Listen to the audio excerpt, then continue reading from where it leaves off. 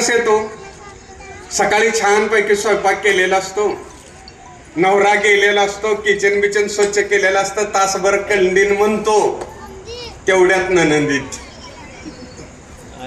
मग आपण काय म्हणतो? बरं झालं आलासा, बरं झालं आलासा म्हणतो का नाही?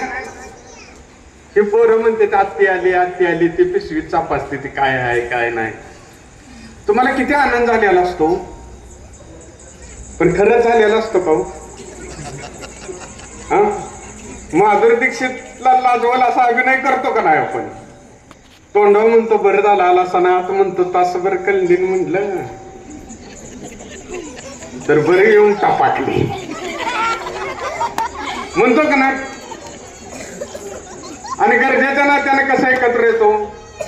आपल्याला जर शेजारणीचा मिक्सर पाहिजे असेल, लगेच गेलं मिक्सर मागितला तर देते का?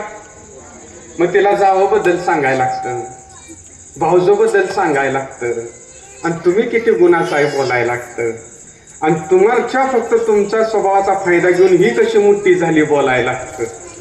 मग इकडे ती चहा ठेवते, इकडे चहा उकळतो ना आपण तिला तापवतो, आणि मग मिक्सर बी मिळतो, खोबरं बी मिळतं, आणि त्याच्याबरोबरच अनेक एक दोन वस्तू मिळते. पण तिसरा प्रकार असतो तो म्हणजे भावनेच्या नात्यानं, आणि भावनेच्या नात्याने एकत्र येणं म्हणजे आपला धर्म जागृत ठेवणं, आपला विचार जागृत ठेवणं, आणि अशा पद्धतीचे मंडळ स्थापन करणं. आणि सुदर्शन मंडळ हे काम करतंय म्हणून त्याचं कौतुक आहे. आज ह्या मुलांना कळालं पाहिजे. आपण जर म्हणलं की बाबा ह्या मंडळात जायचं नाही, फक्त ए बाळा